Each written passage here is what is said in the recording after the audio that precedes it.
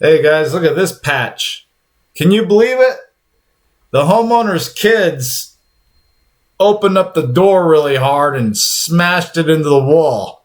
It damaged the car and they damaged this wall. This is 5/8 sheetrock, the heavy duty fire rated garage sheetrock, so it did some damage here. If you're gonna try to fix a job like this yourself, great, let's do it. First thing you wanna do is put down a tarp, plastic, a sheet, anything to catch your debris. With this, I'm cutting it stud to stud. Actually, I'm going to the center of the stud so I can tighten up the existing sheetrock and the new sheetrock. I like to use a T-square. If you don't have a T-square, you can use a level or a piece of wood to get your pencil straight edge. Don't just start cutting out sheetrock. Always make a straight pencil leveled edge to cut out. It keeps everything simple, keeps the job simple. It's just keep it simple. Once you get the area all squared up, I'm using a razor blade. You can use a keyhole saw, razor blade, Dremel drill, whatever it takes. The drywallers always use a keyhole saw and a razor blade, sheetrock knife, razor blade to cut out any sheetrock. It's the go-to items. If you want to really bust out some tools, you can use a Sawzall, but it's easier just to use a razor blade and take the extra time to cut it out. Take your measurements in your sheetrock, measure both sides, make sure both sides are even. Always add screws to your outside edge. We're tightening up the old sheetrock. When you go to cut out a sheet patch like this, sometimes it loosens up the outside edge of the original older sheetrock. So that's why we put screws in it.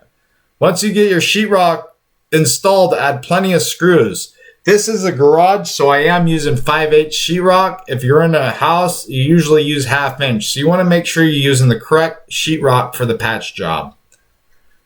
When you get the patch installed nicely, plenty of screws, every 2 to 4 inches with screws. Go ahead and scrape the area with a 6-inch knife, get all the boogers off the wall, and then follow it through with a fiberglass mesh tape. We always use fiberglass mesh tapes on drywall patches. If you did use paper tape, I don't recommend it. Just use fiberglass. It's airproof. This is a quick set mud I'm using. This is the same process of mixing up 5-minute, 20-minute, 40-minute, 90-minute. Mixing it by pan. If you're not going to use a quick set mud, just please use a regular joint compound. I'm putting the mud in the seams, getting some mud pushed in. I'm just doing a nice first coat. You can first coat it going horizontally or vertically. With this first coat, I'm just doing a vertical coat. It doesn't have to be perfect. Always wash up your tools when you're done using them, especially when you're using quick set muds. You don't want this stuff drying on your tools. Once this mud sets up, with this it's a 5-minute mud, so it's setting up within 5 to 6 minutes. I'm just slicking it out. This is the same technique you use for all hot muds. There's plenty of videos on my playlist working with these hot muds. This is called the slicking out technique. Once you get it all slicked out, you can go ahead and mix a second coat mud. You don't need as much as the first coat, and you want it just a little thinner than the first coat mud, like a heavy pancake batter. This one I'm going the opposite direction. I'm going vertical on the first coat, and the second one I'm doing a horizontal coat. It just fills in any chatters, humps. Any extra mud, just scrape it out of your pan, dump it, get rid of that stuff.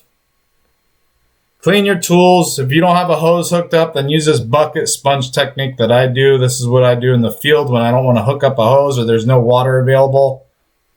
Clean out your tools. As we're letting that coat dry, we get our texture ready. This is a skip trowel texture. Your texture on your project may be different, so at least the first coat and second coat process is the same with any patch job. The texture is just a cosmetic finish. Clean up as you go, get everything as you go as you're letting your materials set up. Same thing as first coat, we're using the sponge and slicking out the hot mud. Taking it out past the original coat. And we're just slicking it out. We're taking off the extra material, and almost this is acting like a third or fourth coat by slicking it out. I'm going to cross it off going the other direction. That way I know it's filled in. There's no humps. I'm taking off the extra material. I'm feathering out the edges with the sponge. Now we're doing a skip trowel. Like I said, if your job doesn't have a skip trowel, that's fine. The texture is just a cosmetic finish. Skip trowel, I'm just using a 6-inch knife. There's nothing to these skip trowels. You just skip and trowel, skip it, skip it, skip it.